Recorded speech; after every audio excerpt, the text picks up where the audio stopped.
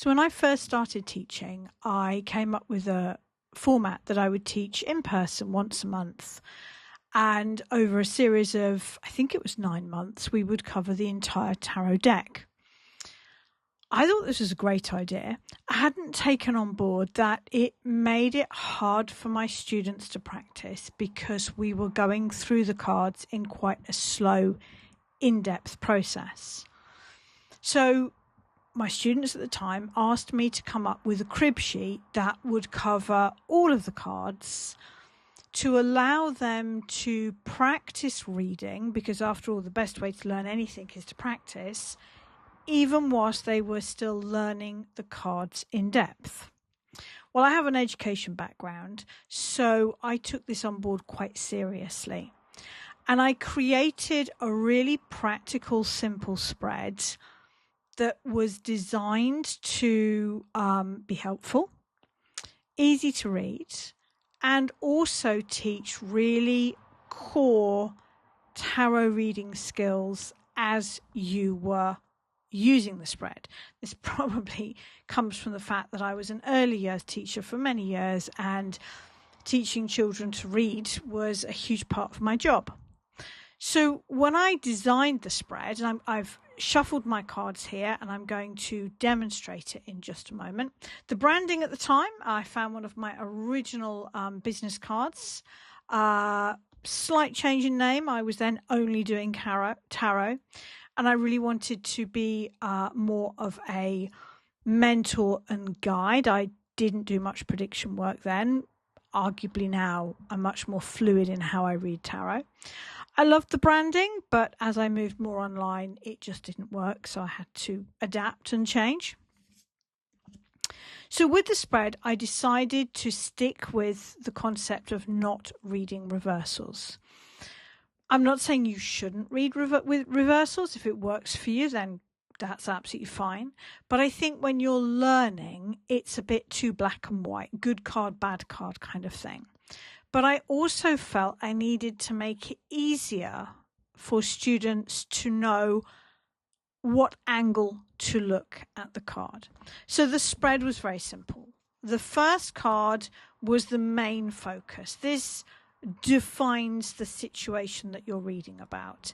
This spread doesn't work well with yes-no questions, and arguably I don't think tarot works well with yes-no questions. It works really well as a daily spread or a weekly spread or a what do I most need to know about this situation, or just a how am I doing right now. So my focus was how am I doing right now, but very much focused on work because I've got my work head on now, if you like. So the first card is the main focus. You read this card from a neutral perspective. The second card is a slight warning.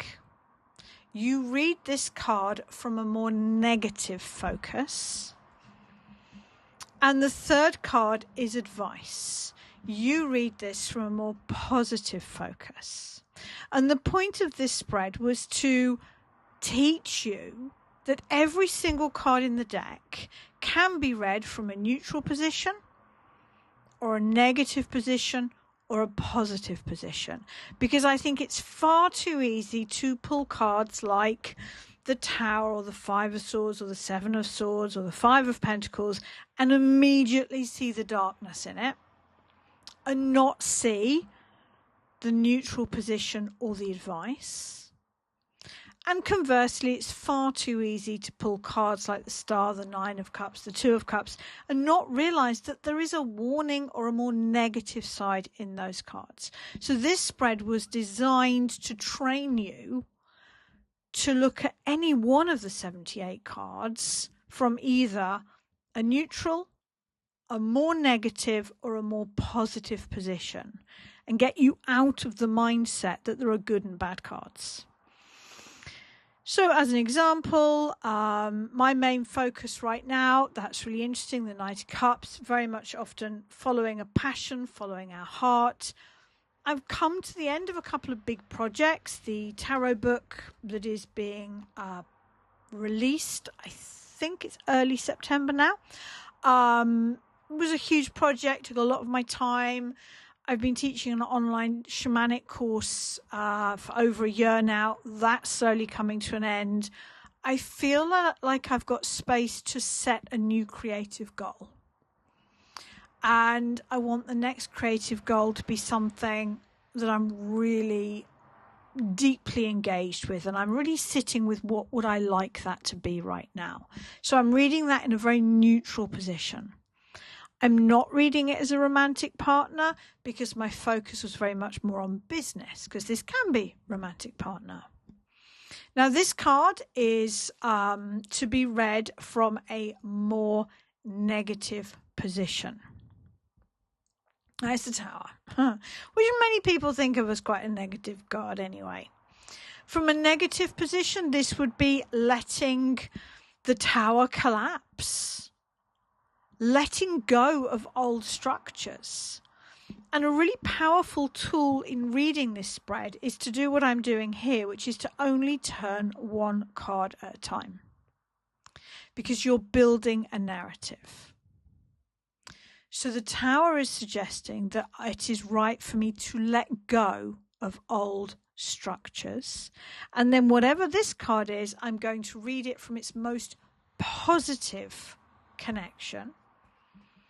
The Eight of Pentacles. So the Eight of Pentacles from a positive position would be about getting lost in what I'm doing, being highly focused, highly organized, highly systemized. None of those are keywords that I'm good at. And I just want you to pause for a minute. If this was over here, then it would be saying I was too structured, too organized, getting too lost in what I'm doing.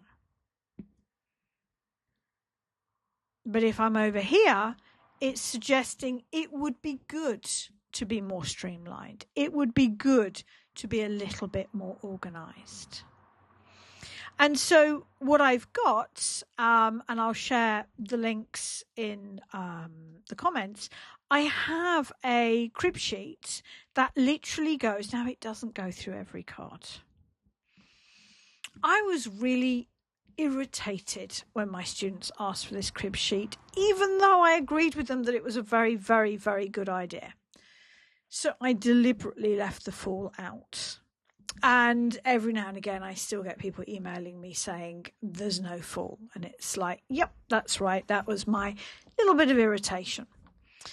But there is a crib sheet, and I'll share the link, that goes through each of the cards apart from the Fool for the main focus, slight warning, or please read this from a more negative perspective, advice, blessing, read this from a positive perspective.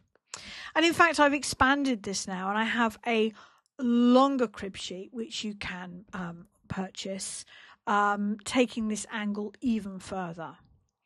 Because the bottom line is, I come from an education background. My degree is in education, and I was an early years teacher for many years. I also home educated all four of my children. So when I designed the crib sheet, I wanted to design a crib sheet that not only made reading tarot easier, but taught good practical tarot reading skills right from the beginning.